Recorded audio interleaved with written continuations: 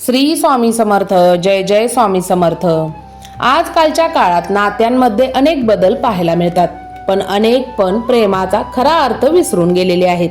यासाठी तुम्ही प्रभू राम आणि सीता माता यांच्या नात्यातून अनेक गोष्टी शिकू शकता. चला तर मग जाणून घेऊयात कोणत्या आहेत त्या गोष्टी. आपल्या चॅनलवरती नवीन असाल तर सबस्क्राईब करायला विसरू नका. बदलत्या काळानुसार नात्यात अनेक बदल झालेले पाहायला मिळतात, पण या सर्वांमध्ये प्रभू राम आणि सीता माता यांच्या नात्यातून आपण अनेक गोष्टी शिकू शकतो.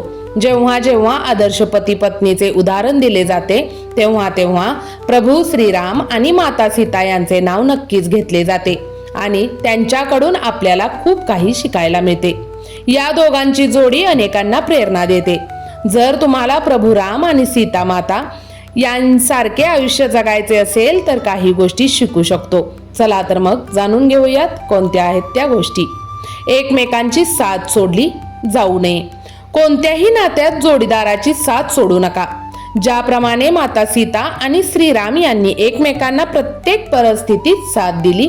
जेव्हा प्रभू राम वनवासात गेले होते तेव्हा माता सीता त्यांच्या सोबत गेल्या होत्या. यावरून चांगल्या आणि वाईट अशा दोन्ही काळात ते एकमेकांसोबत राहिले. राम आणि सीतांच्या नात्यातून प्रत्येक पती पत्नींना हा धडा घेतला पाहिजे. आयुष्यात खूप गोष्टी होतात, पण एकमेकांची साथ सोडू नका. तुमच्या जोडीदारावर पूर्ण विश्वास ठेवा. विश्वास हा कोणत्याही नात्याचा पाया असतो. नातं घट्ट करायचं असेल तर एकमेकांवर विश्वास ठेवावा लागतो.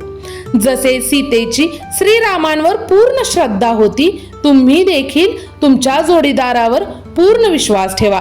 छोट्या गोष्टीवरून तुमच्या नात्यात दुरावा आणू नका. पैसे जास्त महत्वाचे असणे.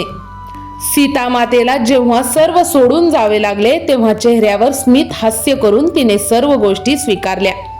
समोर असणाऱ्या संपत्तीला नाकारून तिने वनवासात जाणं स्वीकारलं. त्यामुळे तुम्ही देखील नात्यात पैशाला खूप महत्त्व देऊ नका. पैसे आज आहेत तर उद्या नाहीत, त्यामुळे पैशाला जास्त महत्त्व देऊ नका. भांडणाचा मुलांवर नकारात्मक परिणाम होऊ देऊ नका.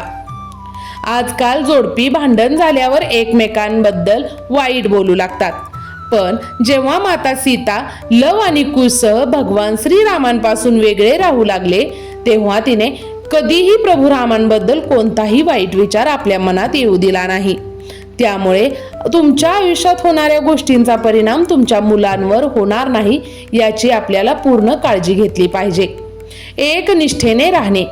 प्रत्येक पती पत्नीने आई सीता आणि श्रीराम यांच्याप्रमाणे आदर्श जीवनसाथी होण्याचे कर्तव्य पार पाडले पाहिजे. तुमच्या प्रेमात एकमेकांप्रती प्रेम असणे महत्त्वाचे आहे. त्यामुळे एकमेकांसोबत कायम एकत्र राहा. तुमच्या नात्यातील हीच गोष्ट तुमचे नाते भक्कम करेल. जसा काळ जाईल तसे तुमचे नाते बहरून जाईल याची काळजी घ्या. त्याग करायला शिका. पती पत्नींचे नाते प्रेमविवाहामुळे झाले असेल किंवा परिवाराने लग्न लावले असेल तरी सुखी वैवाहिक जीवनासाठी पती पत्नीला आपल्या इच्छांचा त्याग करावा लागतो. स्वतःच्या आनंदापेक्षा जोडीदाराच्या आवडीची काळजी घेणे ही गोष्ट फार महत्त्वाची आहे.